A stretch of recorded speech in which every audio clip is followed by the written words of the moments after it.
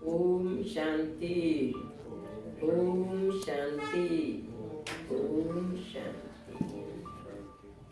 आज परम पिता परमात्मा के 8/12/75 के महावाक्य और मुरली की हेडिंग है शक्तियों की सिद्धि से महारथी की परख। आजकल बाबा की वाणी है महारथी बच्चों के ऊपर चल रही है, तो महारथी आत्मा कौन मानी जाएगी उसकी आज बाबा ने परख बताई है कि जिसके अंदर सर्व शक्तियाँ हैं वो ही महारथी। बाबा वर्णन कर रहे हैं सर्व शक्तियों और सिद्धियों का वरदान देने वाले सर्वशक्तिवान शिव बाबा बोले। क्या कहा? हर एक के मस्तक द्वारा मस्तक मणि को देखते हुए क्या तकदीर की लकीर को पहचान सकती हो? बाबा आज बच्चों से पूछ रहे हैं कि मस्तक मणि को देखते हुए क्या तकदीर की लकीर को पहचान सकती हो? जैसे ज्योतिषी लोग होते हैं ना, वो हाथ की रेखाओं को देख करके भविष्य बता देते हैं, इसका भविष्य ऐसे होगा। तो बाबा कह रहे हैं कि मस्तक द्वारा मस्तक मणि को देखते हुए यानी आत्मा को देखते हुए क्या तकदीर की लकीर को पहचान सकती हो? मस्तक भी चमकती हुई मणि अर्थात श्रेष्ठ आत्मा के वाइब्रेशन द्वारा सहज पहचान हो जाती है। हर एक आत्मा की पुरुषार्थ व प्राप्ति का अनुभव वाइब्रेशन द्वारा सहज ही समझ में आ सकता है। जैसे कोई खुशबू की चीज फौरन ही वातावरण में फैल जाती है और सहज ही परख में आ जाती है कि यह अच्छी है अथवा नहीं। यानी जैसे अगर कहीं पर भी सेंट फैल जाए तो सेंट के वहाँ जाते से आपको खुशबू मालूम पड़ेगी, या पेट्रोल फैल जाए तो पेट्रोल जाने से ही आपको खुशबू मालूम पड़ेगी उसकी। तो ऐसे ही बाबा कह रहे हैं कि जैसे वो वाइब्रेशन द्वारा सहज ही समझ में आ सकता है, जैसे कोई खुशबू की चीज फौरन ही वातावरण में फैल जाती है और सहज ही परख में आ जाती है कि यह अच्छी है अथवा नहीं है। इसी प्रकार जितना जितना परखने की शक्ति बढ़ती जाएगी तो कोई भी आत्मा सामने आएगी तो वह कहाँ तक रूहानियत की अनुभवी है वह फौरन ही उसके वाइब्रेशन द्वारा स्पष्ट समझ में आ जाएगा। यानी वो आत्मा कितनी सोल कॉन्शियस बनी है, रूहानियत की स्टेज उसके अंदर कितनी है, यह उसको उसके वाइब्रेशन से समझ में आ जाएगा। तो बाबा कह रहे हैं कि कोई भी आत्मा सामने आएगी तो वह कहाँ तक रूहानियत की अनुभवी है वह फौरन ही उसके वाइब्रेशन द्वारा स्पष्ट समझ में आ जाएगा। परसेंटेज की परख भी सहज आ जाएगी, यानी कितनी परसेंटेज है ये भी सहज समझ में आ जाएगी कि कितने परसेंटेज में रूहानी स्थिति में स्थित रहने वाला है। जैसे साइंस के यंत्रों द्वारा परसेंटेज का मालूम पड़ जाता है, ऐसे ही साइलेंस की शक्ति के द्वारा अर्थात आत्मा की स्थिति द्वारा यह भी समझ में आ जाएगा। इसको कहा जाता है परखने की शक्ति। यानी परखने की शक्ति अपने आप उसके वाइब्रेशन से पता लग जाएगी कि आत्मा की स्थिति द्वारा यह भी समझ में आ जाएगा कि इसको कहा जाता है शक्ति। संस्कारों द्वारा, वाणी द्वारा और चलन द्वारा परखना यह तो कॉमन बात है। बाबा कह रहे हैं कि उसके संस्कार देख करके या उसकी वाणी सुन करके या चलन द्वारा परखना ये तो कॉमन बात है, लेकिन संकल्पों के वाइब्रेशन द्वारा परखना, इसको कहा जाता है परखने की शक्ति। समझा? यानी हमारे संकल्प भी वायुमंडल में फैल जाएंगे और उनसे उस आत्मा की परख होगी। तो कह रहे हैं बाबा कि इसको कहा जाता है परखने की शक्ति। समझा? महारथियों के परखने की शक्ति ये है। यानी महारथी जो आत्माएं होंगी वो इस तरीके से परखने, यह शक्ति इतनी तब बढ़ेगी जो भले कोई सामने ना भी हो लेकिन आने वाला हो, अथवा दूर भी हो लेकिन दूर होते हुए भी परखने की शक्ति के आधार से ऐसे उनको परख सके जैसे कि कोई सामने वाले को परखा जाता है। कितनी दूर से उसके वाइब्रेशन टच हो जाए। बाबा कह रहे हैं यह शक्ति इतनी तब बढ़ेगी जो भले कोई सामने ना भी हो लेकिन आने वाला हो, अथवा दूर भी हो लेकिन दूर होते हुए भी परखने की शक्ति के आधार से ऐसे उसको परख सके जैसे कि कोई सामने वाले को परखा जाए। इसी को ही दूसरे शब्दों में शक्तियों की सिद्धि कहा जाता है। यानी शक्तियों की सिद्धि, ये सिद्धि स्वरूपात्मा के लक्षण है कि उनसे ही प्राप्त है। ये सिद्धि प्राप्त होगी जैसे आत्मज्ञानियों को भी ये सिद्धि होती है कि जबान से कोई बोल ना भी बोले लेकिन यह क्या बोलना चाहते हैं वो समझ जाते हैं। क्या करने वाला है उसको उनको पहले परख लेते हैं। तो यहाँ भी यह परखने की शक्ति सिद्धि के रूप में प्राप्त होगी। सामने कोई व्यक्ति आया और उनको महसूस हो जाएगा कि किस भावना से, ये परखने की शक्ति आ जाएगी। यहाँ भी ये परखने की शक्ति सिद्धि के रूप में प्राप्त होगी, लेकिन सिर्फ इन शक्तियों को यथार्थ रीति से कार्य में लाना है, न व्यर्थ गमाए न व्यर्थ कार्य में लगाए। यानी सिद्धियां प्राप्त होंगी बच्चों को, तो बाबा इंस्ट्रक्शन भी दे रहे हैं कि न इन शक्तियों को व्यर्थ गमाए न व्यर्थ कार्य में लगाए। यानी प्रॉपर यूटिलाइजेशन होना चाहिए सिद्धियों का। फिर यह सिद्धि व शक्ति बहुत कल्याण के निमित्त बनती है। यह भी आएगी जिसको देखते हुए सबके मुख से शक्तियों की महिमा जो भक्ति में निकली है, आप यह हो महिमा में कीर्तन में गाते ना, तेरी शक्ति अम्बे पापी चक्कर कपे आप ऐसी हो, सबका दान करते कितने कीर्तन बनाते भगत लोग। बाबा कह रहे आप यह हो, यह सब महिमा पहले प्रत्यक्ष रूप में होगी। यानी कीर्तन तो कब बनेंगे?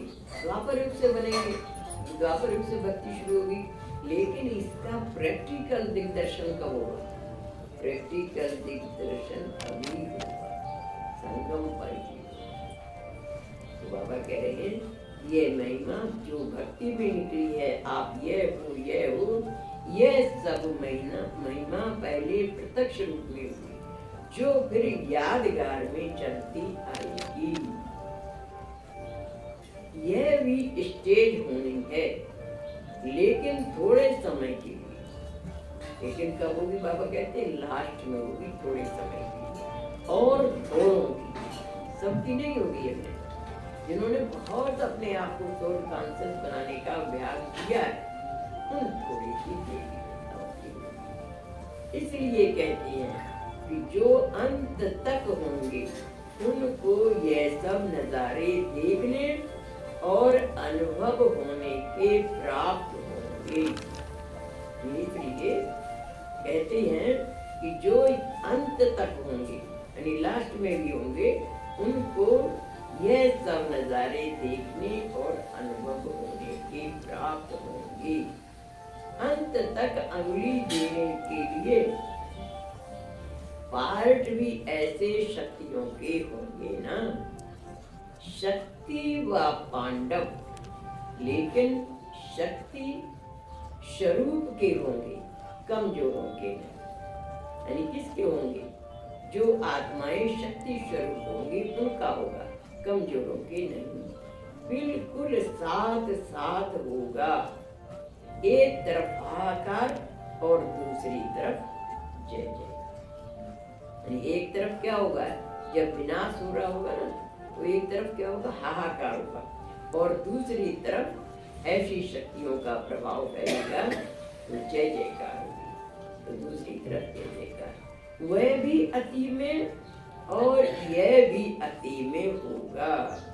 अच्छा, इस मुरली के विशेष तथ्य हैं।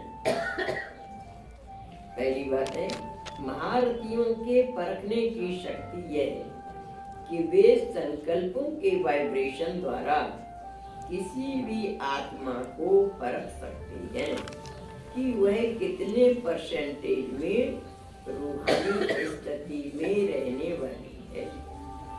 दूसरी बात, शक्तियों व सिद्धियों को यथार्थ रीति से कार्य में लाना है, न व्यर्थ गमाना है, न व्यर्थ कार्यों में लगाना है।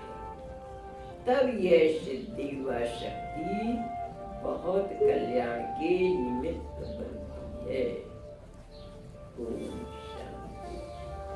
छोटी मोटी है, इसका ही दूसरा पार्ट है जो 8/12/75 की है। ओम शांति, ओम शांति। आज परमपिता परमात्मा की 8/12/75 के महावाक्य और मुरली की हेडिंग है बच्चों की विभिन्न स्टेजेस। बच्चों की विभिन्न स्टेजेस के बारे में आज परमपिता परमात्मा ने मार्गदर्शन दिया है। सदा विजयी स्वरूप बनाने वाले, सर्व वरदानों के अधिकारी और विश्व द्वारा सदा सत्कारी बनाने वाले विश्व कल्याणकारी पिता बोले। क्या कहा? अशरीरी भव, यह वरदान प्राप्त कर लिया है क्या? यानी हम सबको ने आत्माएं, ये शरीर हमारा वस्त्र है या कार है या मंदिर है, इसमें बैठकर आत्मा पार्ट प्ले करती है। तो क्या ये अभ्यास हम लोगों ने पक्का कर लिया है कि हम आत्मा हैं, शरीर नहीं है? अशरीरी भव, यह वरदान प्राप्त कर लिया है क्या? जिस समय संकल्प करो कि मैं अशरीरी हूँ, उसी सेकंड स्वरूप बन जाओ।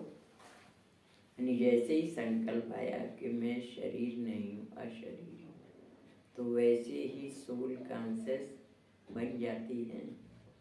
उस सेकंड स्वरूप बन जाओ, ऐसा अभ्यास सहज हो गया है क्या? सहज अनुभव होना यही संपूर्णता की निशानी है। यानी हमें अशरीरी बनने में टाइम नहीं लगे। जैसे ही सोचा अशरीरी हूँ, वैसे ही संकल्प में इमर्ज हो जाए कि शरीर तो वस्त्र है जिसको मैंने पहन रखा है, या ये शरीर एक मंदिर है जिसमें मैं आत्मा विराजमान हूँ। तो सहज अनुभव होना यही संपूर्णता की निशानी है। कभी सहज, कभी मुश्किल, कभी सेकंड में, कभी मिनट में या और भी ज्यादा समय में अशरीरी स्वरूप का अनुभव होना, अर्थात संपूर्ण स्टेज से अभी दूर है। यानी पहचान बता रहे हैं कि हर एक स्टूडेंट अपने आप को चेक करें कि अगर हमें टाइम लगता है अशरीरी बनने में, माना अभी हम संपूर्ण स्टेज के नज़दीक नहीं आए, अगर एक सेकंड में मैं आत्मा हूँ, ये शरीर अलग है, ऐसा एकदम फीलिंग आ जाती है तो संपूर्ण स्टेज हमारे नज़दीक है। तो बाबा यही कह रहे हैं कि सहज अनुभव होना यही संपूर्णता की निशानी है। कभी सहज और कभी मुश्किल, कभी सेकंड में, कभी मिनट में और भी ज़्यादा या और भी ज़्यादा समय में अशरीरी स्वरूप का अनुभव होना, अर्थात संपूर्ण स्टेज से अभी दूर है। सदा सहज अनुभव होना यही संपूर्णता की फर्क है। यानी संपूर्णता की निशानी है एक सेकंड में हम अशरीरी बन जाएं। अभी अभी बाप दादा विदेश और अभी अपने भारत देश के सर्व बच्चों की देख रेख करने चक्कर पर निकले। चक्कर लगाते विशेष बात क्या देखी? 3 प्रकार के बच्चों को देखा। आज बाबा बच्चों की स्टेजेस के बारे में बता रहे हैं, तो बता रहे हैं कि 3 प्रकार के बच्चों को देखा।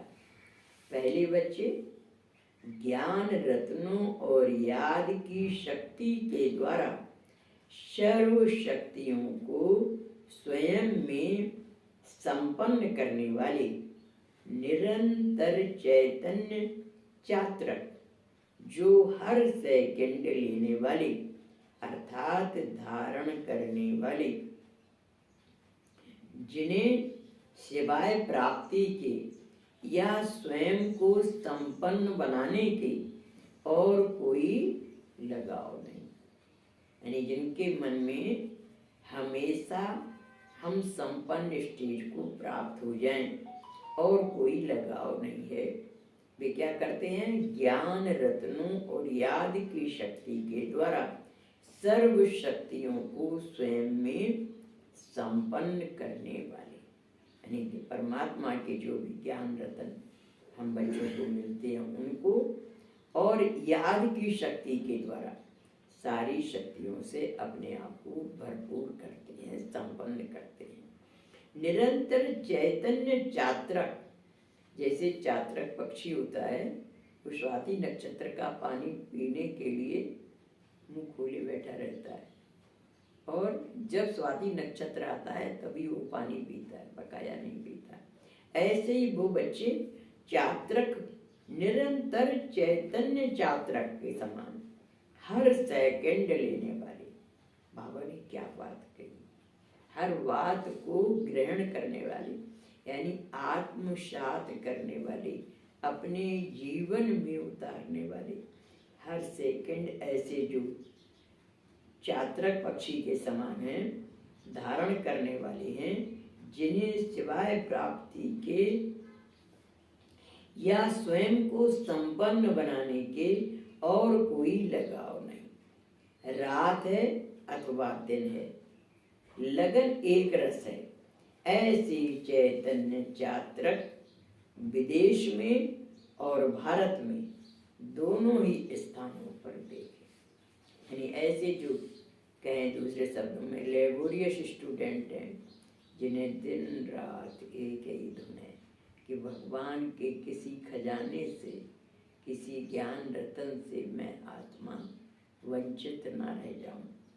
तो ऐसे बच्चों को बाबा ने भारत में भी देखा और विदेशों में भी देखा। अब दूसरा है सर्विस की लगन में मगन, दिन रात सर्विस के प्लान्स बनाने में व्यस्त। सर्विस के फलस्वरूप स्वयं में खुशी का अनुभव करने वाले, लेकिन सर्व शक्तियों का हर संकल्प में माया जीत बनने की शक्ति का व अशरीरी भव के वरदान की प्राप्ति का अनुभव करने में सदा एक रस स्थिति नहीं।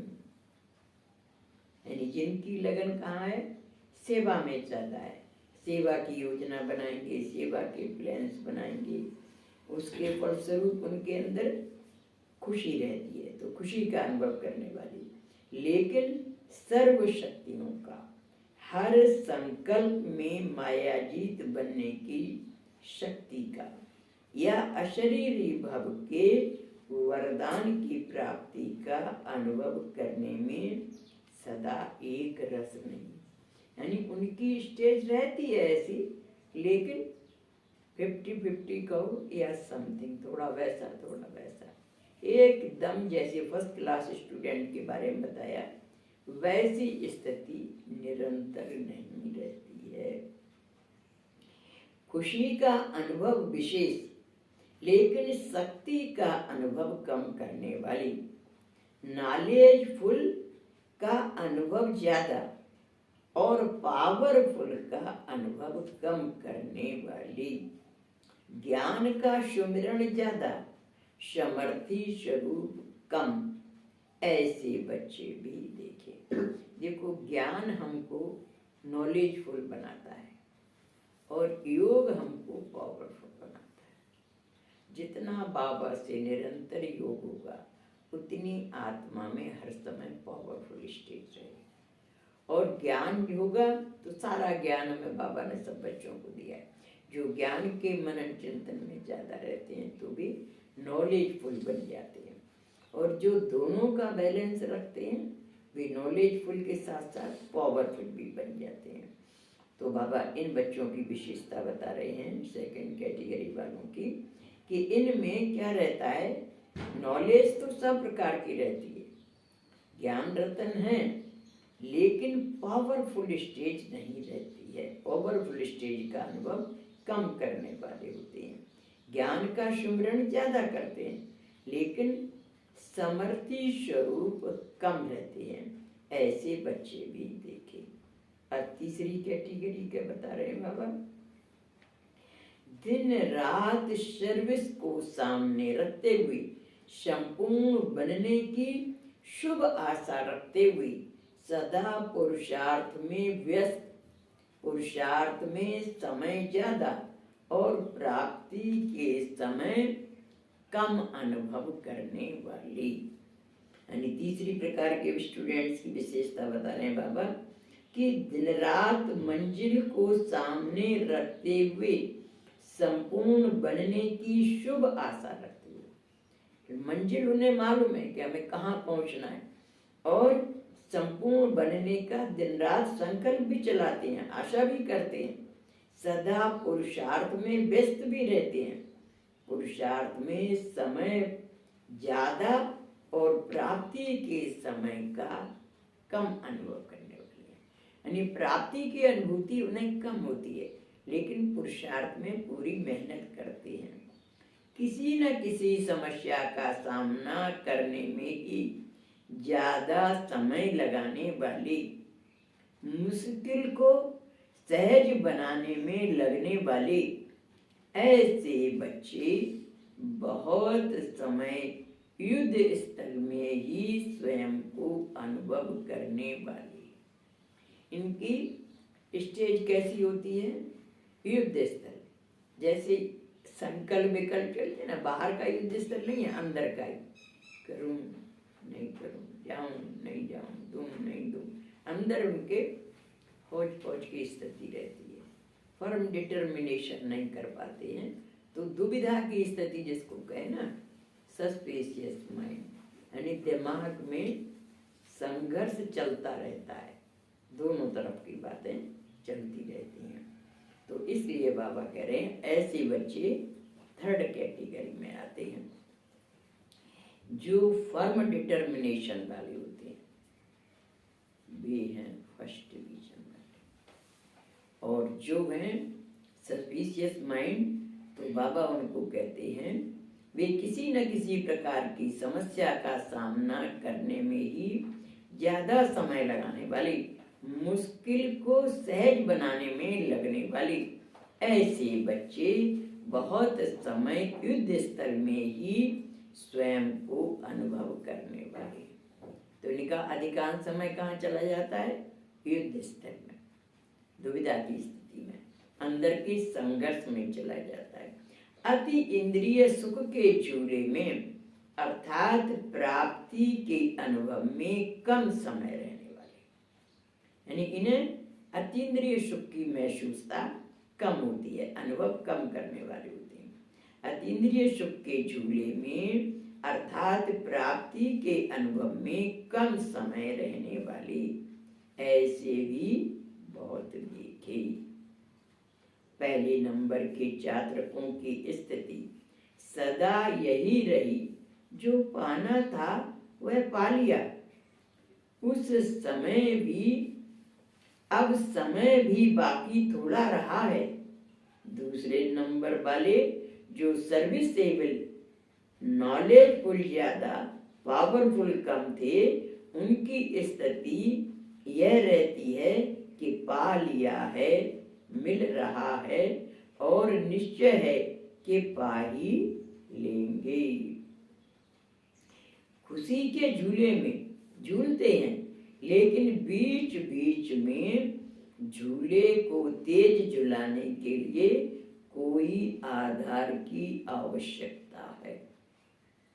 यानी खुशी तो रहती है, लेकिन फिर भी क्या है, झूले को झोंटा देने के लिए कोई ना कोई आधार की आवश्यकता रहती है।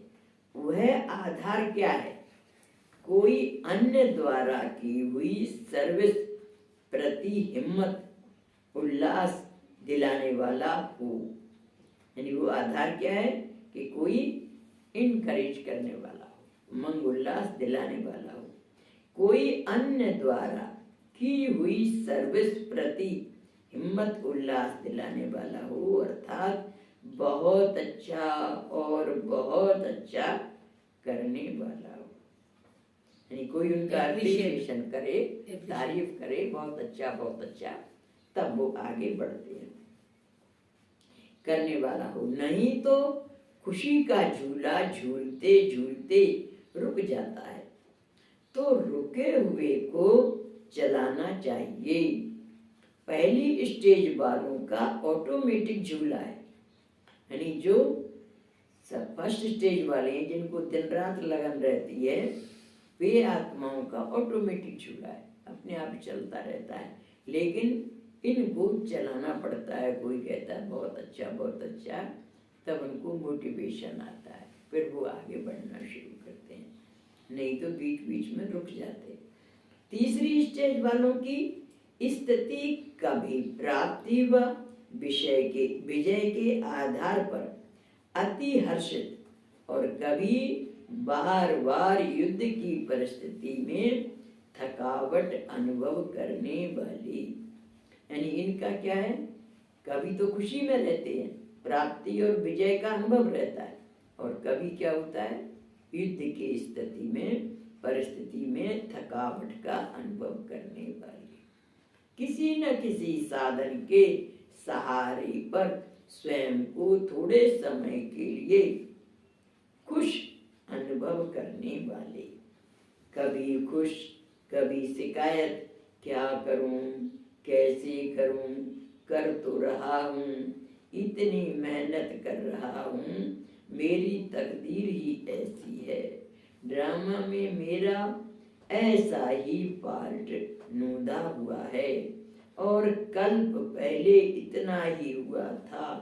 ऐसे कभी ऊंचा कभी नीचा इसी सीढ़ी पर चढ़ते उतरते रहते। कभी ड्रामा को सोचेंगे, कभी अपनी किस्मत को सोचेंगे, तो इस तरीके से चढ़ते उतरते रहते हैं। ऐसे 3 प्रकार के बच्चे देखे। समय के प्रमाण, वर्तमान स्थिति हर समय सर्व प्राप्ति के अनुभव की होनी चाहिए। अब बाबा अपना डिसीजन बता रहे हैं कि समय के प्रमाण वर्तमान स्थिति हर समय सर्व प्राप्ति के अनुभव की होनी चाहिए। यानी हर समय कैसी हो, फर्स्ट स्टेज होनी चाहिए कि हमें सब कुछ पा लिया, जो पाना था सो पा लिया, काम बाकी क्या रहा। तो बाबा कहते हैं हर समय सर्व प्राप्ति के अनुभव की स्टेज होनी चाहिए। अब यह लास्ट समय युद्ध में नहीं लेकिन सदा विजयी बन के नशे में रहना चाहिए। अब क्या है ये लास्ट समय, कहते हैं गीत अंतिम घड़ियां आ पहुंची हैं, कुछ ही क्षण रहे बाकी। तो अब अंतकारी अंत समय आ गया है, तो इसलिए हम बच्चों को युद्ध में टाइम नहीं वेस्ट करना है। अब लास्ट समय युद्ध में नहीं लेकिन सदा विजयी बन के नशे में रहना चाहिए, क्योंकि बाप ने सर्व शक्तियों का मास्टर बना दिया है, स्वयं से भी श्रेष्ठ प्राप्ति का अधिकारी बना दिया है। यानी परमात्मा ने हम बच्चों को अपने से भी ज्यादा श्रेष्ठ, कल की मुरली में था ना कि अपने से भी बच्चों को आगे बढ़ाते हैं, तो स्वयं से भी श्रेष्ठ प्राप्ति का अधिकारी बना दिया है। ऐसे मास्टर व सर्व अधिकारी दूसरी व तीसरी स्टेज के अनुभव में नहीं लेकिन फर्स्ट स्टेज के अनुभव में रहने चाहिए। जैसे लौकिक टीचर होते हैं ना, हम लोग क्या होते हैं, पढ़ाते समय सोचते हैं कि हमारा स्टूडेंट बेस्ट बने, सबसे अच्छा बने। तो ऐसे ही परमपिता परमात्मा की हम बच्चों से चाहना है कि दूसरी और तीसरी स्टेज पर नहीं, फर्स्ट स्टेज पर सब पहुंच जाएं। सब तरीके से सब बच्चे संपन्न बन जाएं, किसी के पास भी कोई कमी ना रहे। तो ऐसे मास्टर व सर्वाधिकारी दूसरी व तीसरी स्टेज के अनुभव में नहीं लेकिन फर्स्ट स्टेज के अनुभव में रहने चाहिए। विदेशी ग्रुप जो लास्ट इज फास्ट कहलाते हैं, फास्ट इज फर्स्ट कहा जाता है। तो जो भी विदेशी ग्रुप आया है वह सब फर्स्ट स्टेज वाले हो ना। बाबा विदेशियों को कह रहे हैं कि बच्चे फास्ट इज फर्स्ट, यानी जो तीव्र पुरुषार्थ करेंगे वो पहले नंबर में आ जाएंगे कहा जाता है। तो जो भी विदेशी ग्रुप आया है वह सब फर्स्ट स्टेज वाले हो ना। फर्स्ट स्टेज अर्थात सदा अनुभवी मूर्त, हर सेकंड अनुभव में मगन रहने वाली, ऐसा है ना, कभी और अभी कहने वाले नहीं।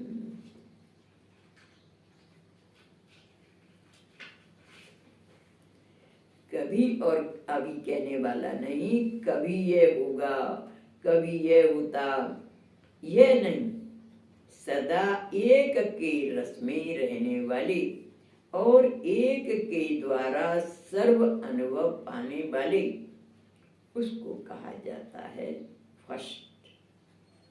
बाप दादा को भी ऐसे लास्ट सो फास्ट वाले बच्चों पर नाज है, यानी बाबा को भी ऐसे बच्चों पर खुशी होती है जो कि बाद में भी आए हैं लेकिन फास्ट स्पीड से आगे नंबर ले रहे हैं।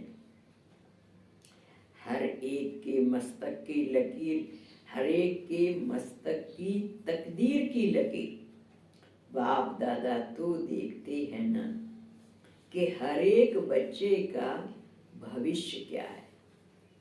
भविष्य को देख हर्षित होती हैं। अभी के आए हुए ग्रुप में भी अच्छे उम्मीदवार बच्चे हैं जो विश्व के दीपक वन बाप समान अनेकों को रास्ता बताने के निमित्त बनेंगे। यानी बाद में जो बच्चे आए उनके बाबा आशाएं पर उम्मीदवार के रूप में बता रहे हैं कि भविष्य को देख हर्षित होते हैं। अभी के आए हुए में भी अच्छे उम्मीदवार बच्चे हैं जो विश्व के दीपक बन, यानी विश्व को रोशनी दिखाने वाले बन बाप समान अनेकों को रास्ता बताने के निमित्त बनेंगे। अभी तो विशेष विदेशियों के अर्थ है ना, कुछ यहाँ बैठे हैं सम्मुख और यहाँ बैठे हैं सम्मुख और कुछ विदेश में दिन रात इसी ही याद में रहते वह क्या अनुभव कर रहे। जैसे रेडियो व टीवी में कोई विशेष प्रोग्राम आने होता है तो सब अपना अपना स्विच ऑन करके रखते हैं। सबका अटेंशन उस एक तरफ ही होता है। ऐसे ही विदेश में चारों ओर बच्चे अपनी स्मृति का स्विच ऑन करके बैठे। जैसे कोई समाचार आने वाला होता है ना, रेडियो टीवी ऑन करके बैठ जाते हैं, तो बाबा कह रहे हैं अपनी स्मृति का स्विच ऑन करके बैठे हैं। सबका संकल्प यही एक मधुवन की स्मृति का है। दूर होते हुए भी कई बच्चे बाप को इस संगठन में सम्मुख दिखाई देते हैं। देखो बाबा को दूर होते हुए भी बच्चे हैं, लेकिन बाबा की उन बच्चों को भी, दूर बैठे बच्चों को भी बाबा अपने सामने इमर्ज करते हैं, इस संगठन में सम्मुख दिखाई देते हैं। अच्छा, एक बार किसी भाई ने पूछा बाबा से, बाबा हम तो थोड़े से बच्चे हैं, आप इतनी जोर से बोलते हो जैसे यहाँ बहुत सारे बच्चे बैठे। पहले संख्या कम हुआ करती थी विद्यार्थियों की। तो बाबा ने कहा, बच्चों तुम यहाँ सामने बैठे हुए बच्चों को ही देखते हो, लेकिन बाबा दूर बैठे हुए बच्चों को भी देखता है। बाबा दूर बैठे हुए बच्चों को भी देखता है, इसलिए बाबा जोर से बोलते। और भाई राजू भाई एक दिन कह रहे थे कि जब बाबा की आवाज निकलती थी तो हम लोग क्या कहते थे, शेर आया शेर आया। इतनी स्ट्रॉन्ग आवाज, शक्तिशाली आवाज बाबा की निकलती थी, हम कहते थे शेर आया शेर आया। ऐसे साकार रूप में सम्मुख बैठने वाले व आकारी रूप में बुद्धि योग द्वारा सम्मुख बैठे हुए ऐसे सदा विजयी स्वरूप अतीन्द्रिय सुख के झूले में झूलने वाले प्राप्ति स्वरूप सर्व वरदानों के अधिकारी विश्व द्वारा सदा सत्कारी और विश्व प्रति सदा कल्याणी ऐसे विश्व के दीपकों को बाप दादा के दिल तख्त नशीन बच्चों को बाप दादा का याद प्यार और नमस्ते। ऐसा श्रेष्ठ बनाने वाले बाप दादा को हम रूहानी बच्चों का याद प्यार, गुड मॉर्निंग, नमस्ते नमस्ते नमस्ते। हम सब हंसते और बन जाए। इस मुरली का सार है, पहला पॉइंट है, पहले नंबर के जातकों की स्थिति सदा यही रहती है कि जो पाना था वह पा लिया। वे सदा झूले में झूलते रहती हैं। दूसरा, समय के प्रमाण वर्तमान स्थिति हर समय सर्व प्राप्ति के अनुभव की होनी चाहिए। समय के प्रमाण वर्तमान स्थिति हर समय सर्व प्राप्ति के अनुभव की होनी चाहिए कि भगवान से जो हमें पाना था वो सब पा लिया, क्योंकि बाप ने तुम्हें सर्व शक्तियों का मास्टर बना दिया है। अच्छा।